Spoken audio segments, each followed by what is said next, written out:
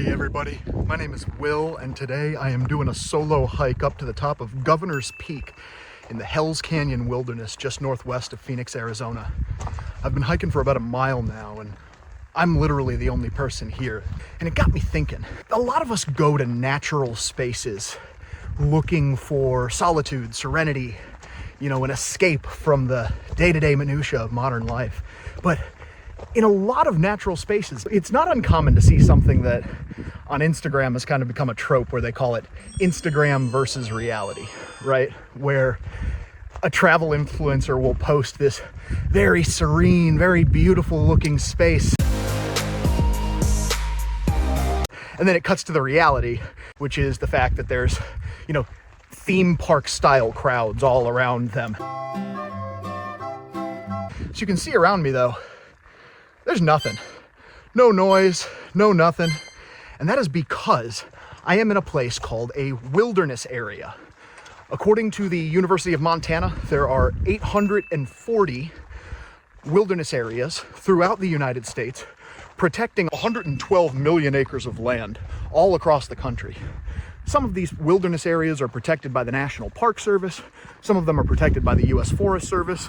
Others, like Hells Canyon, are protected by the Bureau of Land Management. But when I talk to even a lot of my outdoors friends, they're not even really consciously aware that wilderness areas are a unique, specific designation of natural space. So that's what I want to talk about today, is what is wilderness? And more specifically, what is a wilderness area? The United States is a little unique because in this country, we have given wilderness a legal definition. And I'm going to paraphrase it here, but what wilderness is in the United States is a place where, in contrast with developed areas, where mankind and our works dominate the landscape, wilderness is defined as a place where Earth and its community of life is untrammeled by man. It's a place where man is a visitor who does not remain.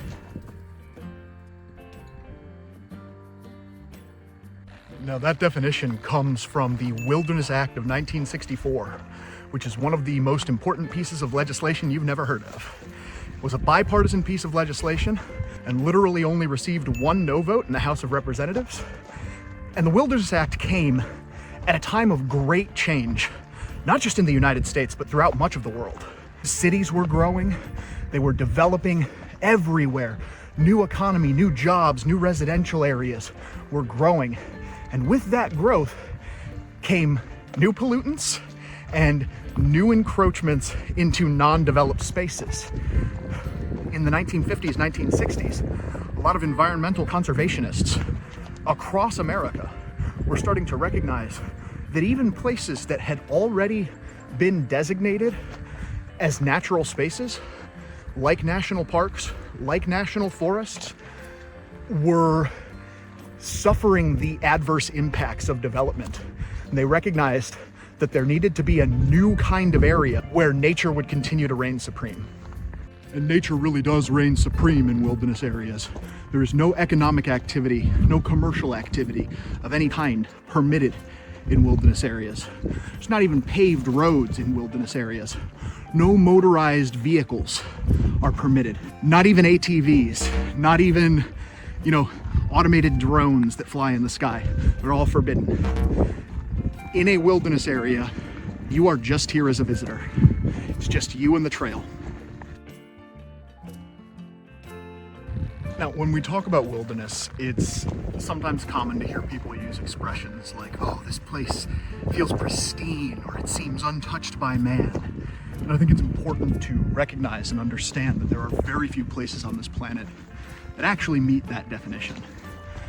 Most places on Earth have been inhabited by humanity for millennia.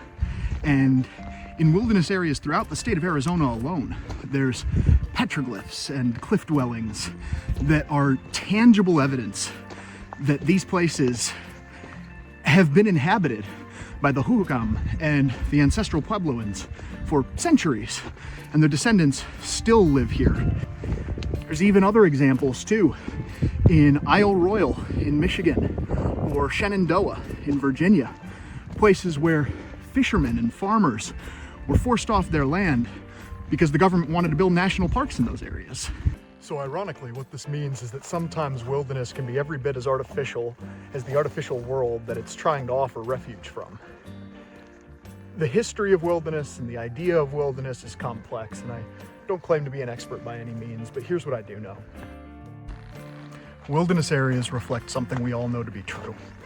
That's that the earth is a magnificent creation, whether you believe it was created by God or the cosmic artistry of time, and that this creation can often be fragile and therefore require some protection, especially now.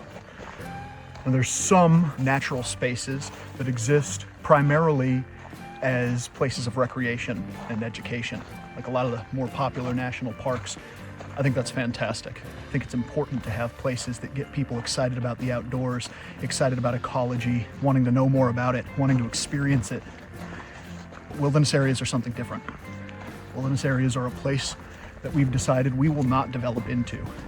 No matter what happens anywhere else in this country, anywhere else in the world, wilderness areas will be kept in as natural a state as possible for posterity. And man will always be, first and foremost, a visitor.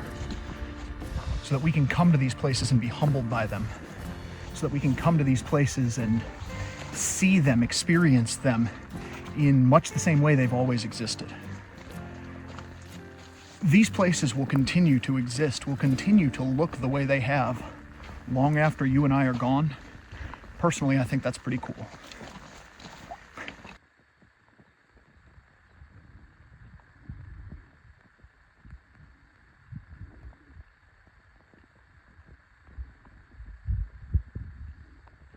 I am genuinely curious though, because most of the wilderness areas I know are in the Southwest. So if you're from another part of the country and you love a local wilderness area you know of, please tell me about it in the comments.